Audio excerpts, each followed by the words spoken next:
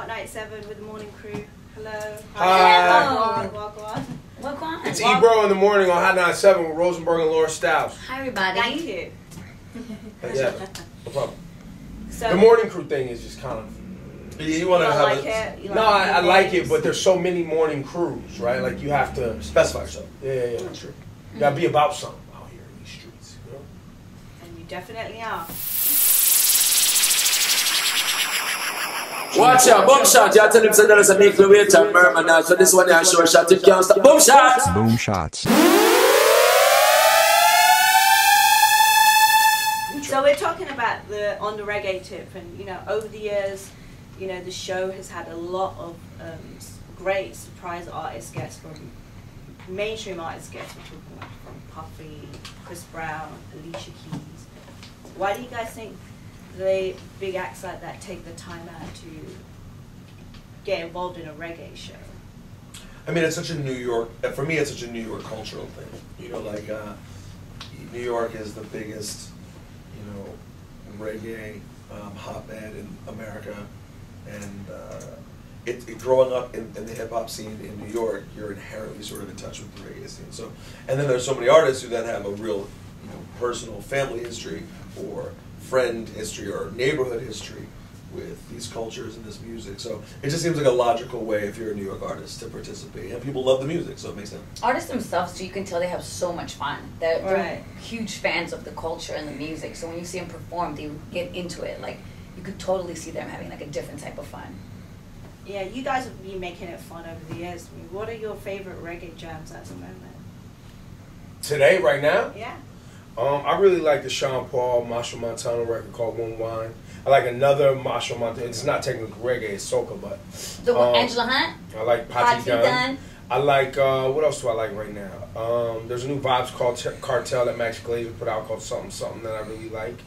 The Kranium record was a big record, No One Has to Know. I'm trying to think of some other records I really like right now. I was listening to Barrington Levy this morning. Barrington Levy. Oh, yo, Barrington Levy's acoustic album. If you That's love the one, Barrington, yeah. that's pretty dope. It's really dope. He's on this year's show, right? Yeah, Barrington, Machel, Konshens, Kranium. Who else is on there? Ebro knows the surprises, but he doesn't want to tell us. Oh, you don't know? No. We never know. Why would they know? He doesn't trust us. Only you know. Do you set them up?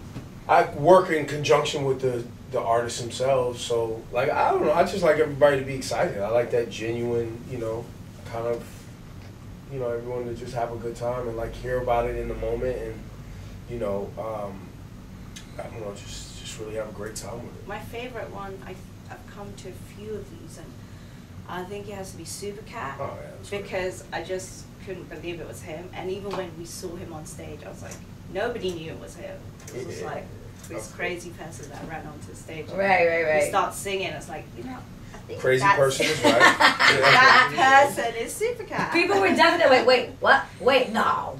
I mean, I think a lot of people didn't know that it was him from even after he left. It was. Because he's one of those, you know, reclusive individuals that nobody can get. Like, you can't pay Supercat to do a show. You have to, like, he's got to know you. You got to, you got to find him. Then he's got to be comfortable with you. And then he has to accept your money. And then I think you have to actually drive the money to his home, which means then he's got to allow you into it. Like, it's a whole thing. It's a process. It's a trust thing. Not just getting Supercat. Did you deliver that money? I can't talk about No. I think one of my favorites, I think it was Elephant Man. I love Elephant Man.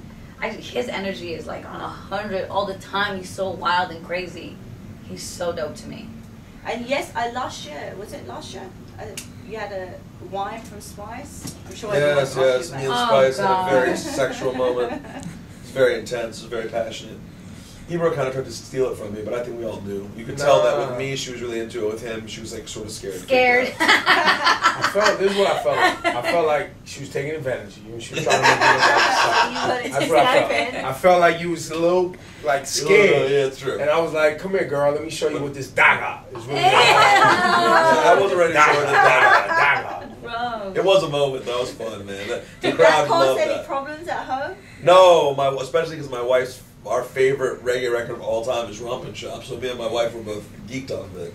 So it was pretty cool. But it was just funny. It was one of those moments that was really Hot 97-ish because like you have this like super like Spice is like a really super like I'm not like saying hardcore reggae artist, but like she's pretty raw. She's raunchy and raw and not known on every platform, but like certainly known here. And then my personality is one that I know that like the Caribbean people in general laugh at me. I know that, and I make a lot of jokes like speaking patois like for fun, and so like the whole thing just playing out on stage was super funny. Yeah, well, it was definitely a fun moment. Yeah, I enjoyed it. I think a lot of people rewatched that. I hope not, but yeah, it's possible. So you talk about, you know, like you're right. Not everybody knows Spice on every level. So when you guys bring in reggae artists, do your listeners love like hearing about them? Is it sometimes the first time they're listening to them? I'm sure, yeah. I think I have to say though, I do think it's another one of those things, and I mean, Ebro and I complain about this a lot naturally, but I think people are used to it that we do this.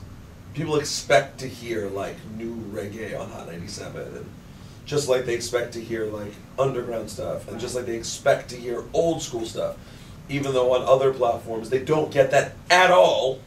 They expect to get it from here, so it's like they're used to it. It's not like the most exciting thing in the world. It's like they expect to see us, you know, have a float at the parade or whatever it may be. It's just kind of part of the culture of the radio station. Is reggae seen as like a seasonal thing, do you think? Or do the records play all year round? It does turn up. I think we'd be lying if we said it doesn't turn up in summer. There's no question. Spring, summer, it turns up. And Labor Day weekend. And Labor Day weekend, of course, especially. I think that, you know, reggae music has the artists coming out of Jamaica that are making the big records. There's still some of them.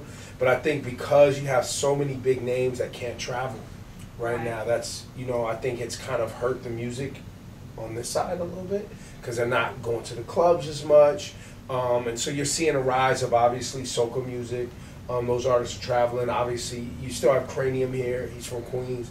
You're also seeing a rise in Afro-beat music where a lot of Nigerians are you know, in a lot of the neighborhood clubs and in a lot of the Caribbean clubs playing Afrobeat, playing reggae music, playing soca music. So that was another reason why we added soca to it. I was even, you know, we were tossing around the idea of even adding Afrobeat to the show. Really? Just because we're seeing, though, in the communities that really embrace reggae music, you're seeing also them embracing other music from other regions. But Afrobeats has just become a huge scene now. I don't know who your favorite.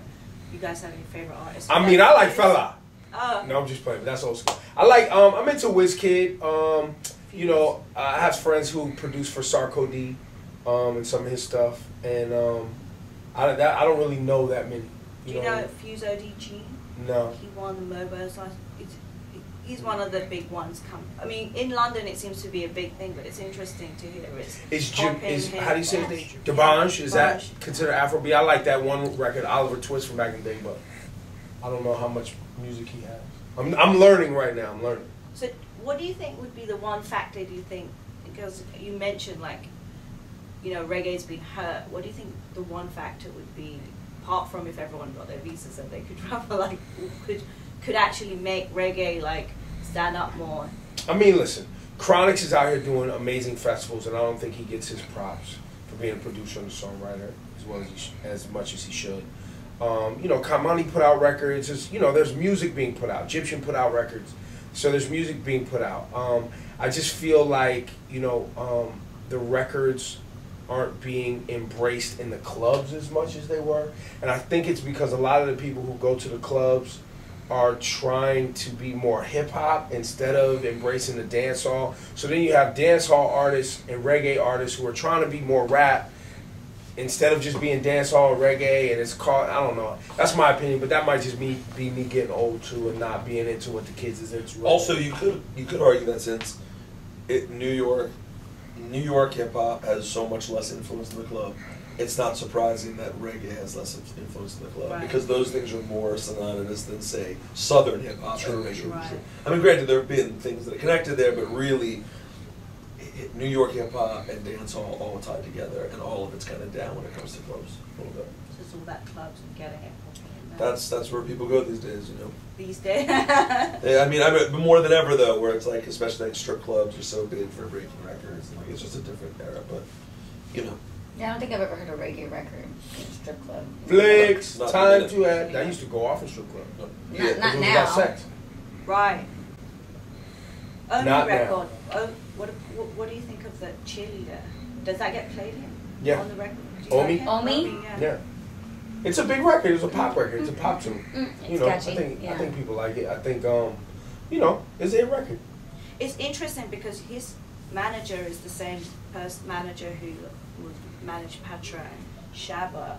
But this year, Omi's done lots of press saying he's not a reggae artist. Do you think it's this whole concept again of reggae being hurt and he just wants to come out? No, I just don't think he wants to you know, what's the word I'm trying, not perpetuate, but like, you know, Get perpetrate. Like Yeah. he's something that he's not. Like he just happens to be Jamaican, but he's not necessarily making reggae music. Yeah, you don't want to get called out if that's not really who you are. Right. Well, I know we have to wrap up, but is there anything else that we can look forward to this year? A sold out show. A sold out show on Governor's Island. You got to get on Governor's Island ferry, make some time. We did it like that so that way you could have we could play music louder, we could party longer, and have a great experience. How long does it go until this year? I mean, we could go longer. Okay. What are the hours anyway? Plan on being at that ferry by like 4:30, 5 o'clock on that Friday. Don't get there later than that. Get there early. If you get there any later than that, you probably get caught up in the. I mean, the ferry only takes 10 minutes to get over and back, so it's not a big deal. And it'll be running the whole it's running all the whole time. So. And it goes after midnight? Why you keep asking that question? Because I want to know. Why? What time you showing up? Look, I want to know what show time I up. should come. Get there. You Get should show ready up to at 5 punch, you little o'clock. rum punch, you'll be having a good time. Listen, let me just say this. That's it. This is not a club in Brooklyn. It's not going to start at 2 a.m. and go to 6 a.m. That's not an option. It starts at 5 p.m. Okay. Is that good? Good. It's not a reggae club or a late night club in you know, Don't turn East up New at York. 11. Yeah, don't show up at 11 like, yo, it's Yeah, already no. over. No. Yes, it's over. It's going to be over for you. All right. Thank you guys. Thank you so much. Thank you. Thanks.